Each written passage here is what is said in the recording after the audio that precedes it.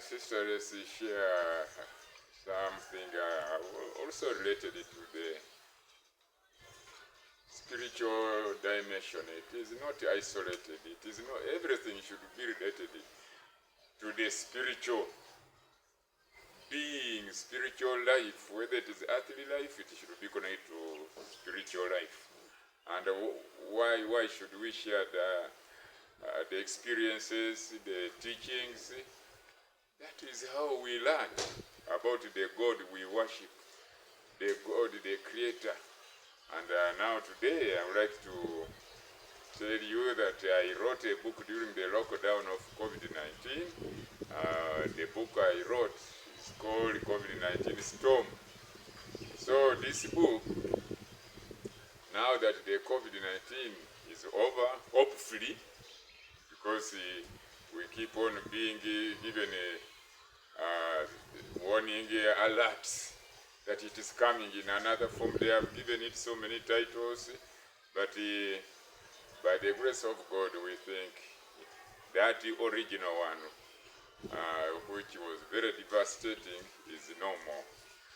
However, why I've come to share about my book here, which I wrote, and it is already on the shelves, is that the readership, people fear to read about something which was so awful, a plague, pandemic, not knowing that even before the COVID-19 storm, there were worse plagues.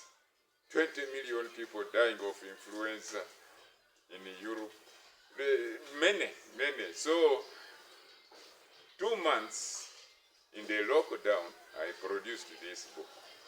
Now, surprisingly, when it went on the shelves, people who, especially those who had become victims, I will take one example.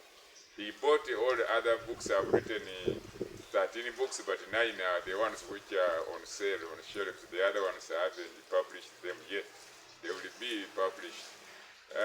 The gentleman told me that I can read all your other books, but I don't want to be reminded of COVID-19 because I was admitted in a hospital. I almost died, but I survived. So I thought he would be the right person to really, by the grace of God, having survived, to read about it. No, once bitten by a snake, it is said that you fear even a lizard. So imagine fearing even the book. But we know very well the COVID-19 originated in China. That is a real fact. And it is spread globally because people have to travel. I made 2 presentations on BBC on a program called BBC Response, hosted by Miss Kevin. She liked my 2 presentations, and the people also who listened, they rang me and told me. One was a blind man, actually was the first person to ring me at night that I've just listened to your program on BBC. So, you would wonder what motivated me or what inspired me to write about COVID-19 storm. Indeed, it was a storm, because we know how devastating a storm is. I was concentrating on the spiritual approach. And actually, after writing it, I had to give it to my spiritual elders who to make their tributes on the book. Because how can we now not see God in that calamity?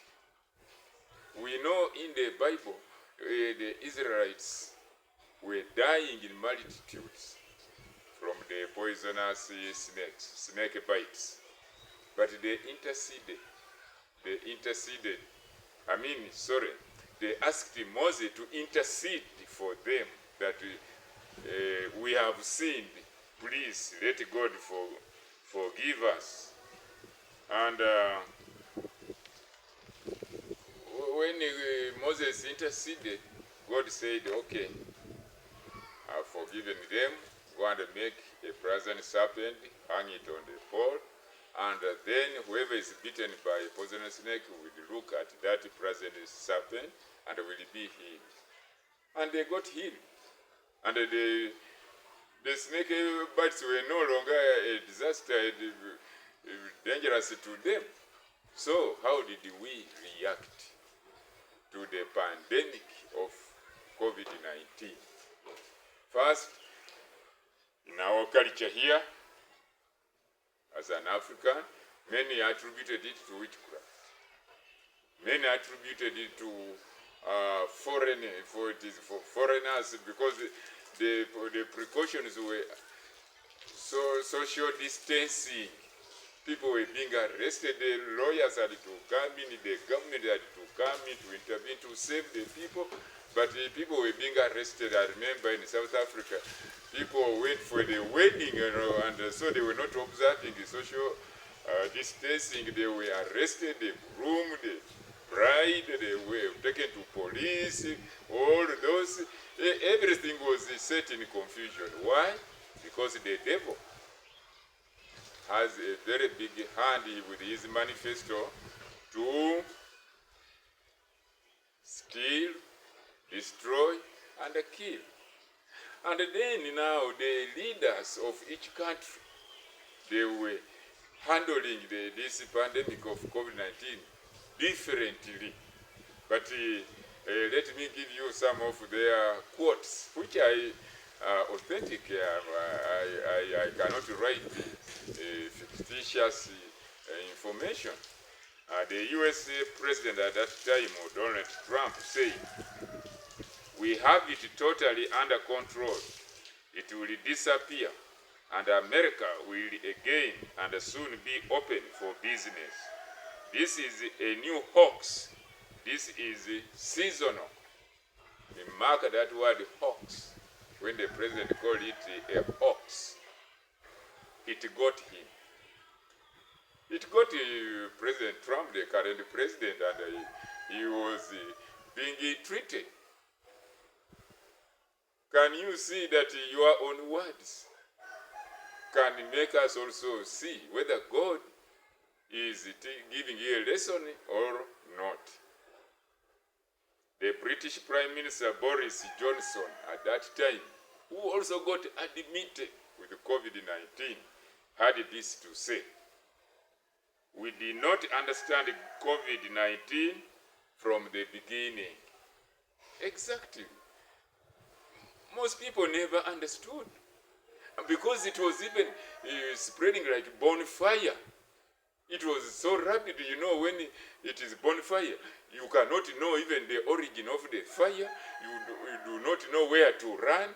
You are meeting it. You see, even when there is a volcano eruption in Congo here, during the genocide, the people were running from Rwanda to Congo, escaping the genocide. Immediately they reached Congo, they met the volcano, it killed, it erupted. So that's why the Prime Minister was saying we did not understand. It looked actually, as President Trump had said, a hoax, but it was the reality.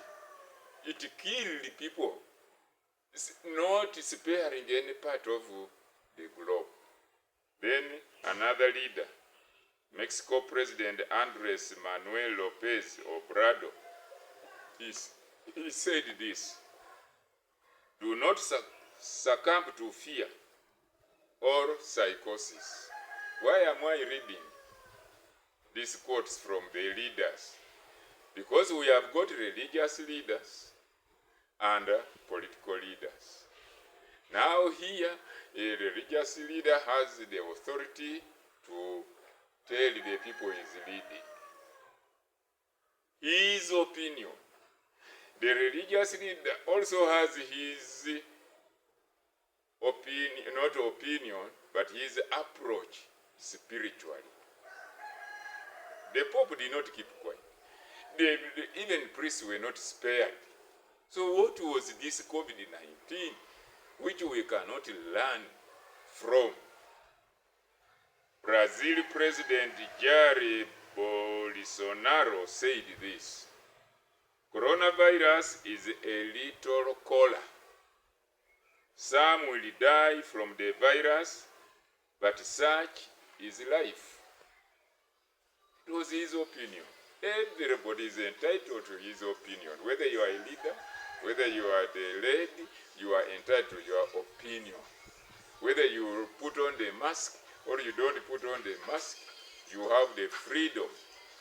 But the repercussions, the consequences, is what now makes us learn a lesson. I'm reading the leaders. I quoted a few of them. The late former president of Burundi, Nkurunziza, he had already retired. There was another president, but he was quoted. You know, when they make statements which are really alarming or something, what you say lives on. Shakespeare said what? When you die, the good you do is interred with your bones, but the evil lives after you have been interred, you have been buried. Now, what did he say? He said this: Burundi is blessed by God, so it cannot be affected by coronavirus. This one, I even had him on the video, social media, when he was saying it. It got him also. Coronavirus got him. I'm laboring to make us share about that pandemic with the lessons we get, just like the Israelites got lessons from the venomous snakes, bites, and how God intervened. And it is good to talk, although I put my presentation on BBC during the coronavirus. After the coronavirus is when we can now talk confidently what should have been done, what should be done, not to have a recap. Okay. Now another one. President Macron of France said this: I do not know if we are in the beginning or in the middle of this crisis. You see? Don't you see that every leader has got a varying opinion? That means everything was in confusion. Everybody is wondering us now. He has said, are we in the beginning or the middle of this crisis? It was a crisis. People were throwing money which was not saving their lives. He said the money is now used. It cannot, because when you have money, you can be flown to India for kidney transplant. You live on another 20 years for heart transplant, whatever, surgery. Another leader, Prime Minister of Italy, said this. Giuseppe Conte, that's the Prime Minister of Italy. He said, we have lost control. We have killed the epidemic physically and mentally. Can't understand what more we can do. All solutions are exhausted on ground. Our only hope remains up in the sky. God, rescue your people. Isn't that not a spiritual response to the crisis? Because everything we surrender to, there's nothing impossible with God. Nothing. Luke chapter 1 verse 37. Nothing impossible with God. And the Prime Minister really knew, since even his people were throwing just money in the streets, money is not useful at all. It is only God who can rescue the people. Spanish Prime Minister Pedro Sánchez said this: we must all be united in fighting the coronavirus. Very, very, very interesting. We must be united in any crisis. So the coronavirus was teaching us to be united. World Health Organization was talking, experts who are really knowledgeable about the medical part of it were saying that we should not put on even the masks, that we should not put on. Now it set people in confusion. I was listening, how I wrote even the book, I was listening to BBC, listening to social media, and everything was in confusion. It is like the apostles when they were in the boat, and they really saw they were perishing and Jesus was sleeping. You see, it is very, very similar. That analogy is very good. They knew they are dying, but Jesus, who is Son of God, whom they had believed is Son of God, he is not bothered. They had to wake him up. Master, you don't care that we are perishing. He rebuked them of the little faith, and just stretched his hand, and the sea calmed, and they continue. And this is how we learn that the coronavirus is not greater than God. Then South African President Cyril Ramaphosa said this: no parent will be forced to send their child to school if they are worried about safety at school. The storm is here. That's why I call it the storm. Nobody was... Life is so precious. Life does not have a spare, that when you die, the spare is there reserved in the suitcase for you. So these quotes, really, I'm encouraging people to read my book. It is in bookshops in Kampala here, in some churches, and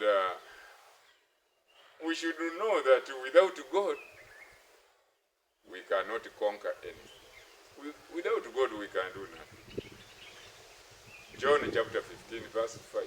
He said it, without me, you can do nothing. India Prime Minister Narendra Modi, he said, asked for forgiveness for imposing a sweeping lockdown, but said it is a battle of life and death, but we have to win.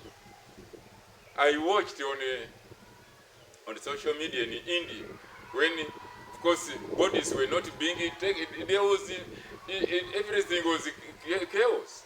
Now, where I'm talking from is Entebbe. If you die in Entebbe, you must be buried either in your compound, but not again to travel with the body and take the virus. Moreover, that's already not observing social. So I saw in India the doctors who, when the victims were dying in the hospitals, they were putting on protective gears and so on, going to bury. I think they had a designated place. People came with mobs to beat them up that they are the ones who are bringing the coronavirus. The doctors who are struggling to save. It is spared noble. The medical people were dying. Those who were rescuing. Everything was in confusion. So why can't we read the book to know where we have come from? That is where the problem comes. We forget the history very easily, not knowing that that is just a sign from God that now, if you are intelligent, if you have all what you think that you are greater than me, then you solve the problem. They couldn't. Nobody is greater than God. So, Nigeria President-elect Muhammadu Buhari said this: ordered for the release of some prisoners, since physical distancing and isolation in such conditions are practically impossible. It never left any place that maybe those are in prison, so they are safe in prison. No, even if they were condemned to be hanged, The president said, no, let them go and die elsewhere, but at least they can observe physical distancing outside, but not in the prison where they are crowded. Then the United Nations Secretary General Antonio Guterres said, united we shall win. Divided we shall lose the war to COVID-19. COVID-19 has unleashed a tsunami of hate and scaremongering. Countries are so divided that the virus is moving north to south, west to east. It will continue for several years. Yes, as a human being, he had to conclude like that. And what will happen? Nobody saw an end at all. It was real confusion. Please, let's remember the past. Let's rid ourselves of the pride, arrogance. I had to get some tributes from my elders in the church, so that the book has some weight, some meaning. So Reverend Father Felix Cassivant in our parish at that time, he said, COVID-19 storm is awakening to show that this storm should be given to God. He calms the storms. Have we given him the COVID-19 storm? That is a religious leader saying it. Did we get reminded that the Savior is only God, or we just thought that it will disappear by itself? That is where we are being reminded of the Almighty God. And I continue with the other religious leaders whom I work with as a preacher. This one is Reverend Father Muhasa Michael, the Capuchin priest. He said, COVID-19 pandemic has proved to humanity that there is something beyond human understanding that only God, the Creator, can handle. Religious leaders, the insight they have, because it never even left them. It was devastating. Maybe those who were not yet born are the ones who can wonder what I'm talking about. But flights, businesses were closed, the countries were only allowing essential services like hospitals. Everything, the whole world was sinking. Then another, now when we go to, it is just highlights, so we don't have to exhaust the book. When you buy the book here in Uganda, it is only 10,000 shillings, which is very cheap. But otherwise, even it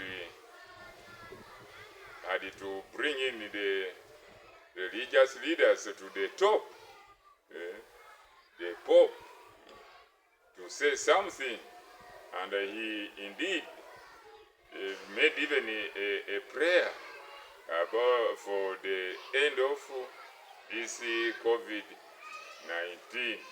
But maybe as a reminder,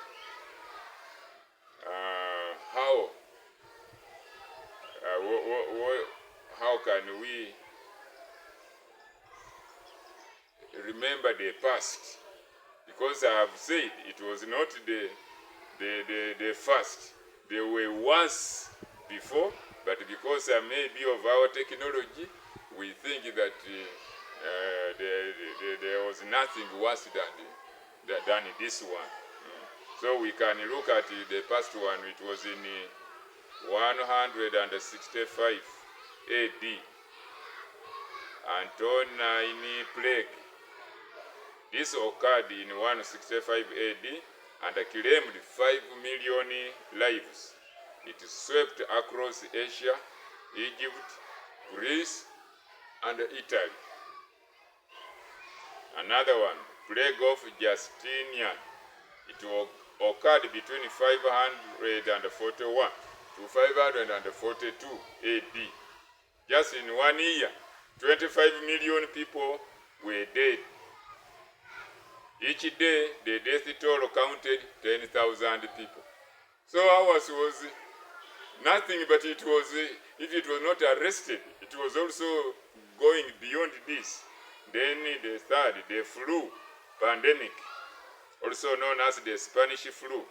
It was between 1918 to 1920. By that time, the world had 1.5 billion people. 500 million people got the disease, and that was a third of the total population. In the first week alone, there was a record of 25 million deaths, worse than First World War itself. COVID-19 is killing mainly the elderly and those already weakened by other diseases. But Spanish flu respected no age. It claimed 50 million lives. History is good for us to know that we are not the first and we are not the last. Then the fourth one, the third plague of 1855. This one also started from China and killed 10 million Indians in less than 1 year. Again from China. Brother and sister, what shall we say? Then the fifth one, it was called the Black Death. This was by far the worst. It occurred from 1346 to 1353. It was caused by bubonic plague transmitted by fleas. By that time, the world's population was 400 million. Then 200 million died. Half of the world's population died. If the world was to end with a disease, it would have ended at that time, not with COVID-19. It is said that during that time, the living spent most of their time burying the dead in mass graves, and yet others were left unburied.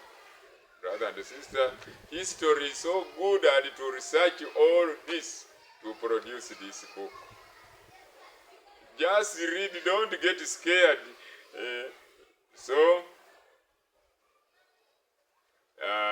Number 6, HIV and AIDS.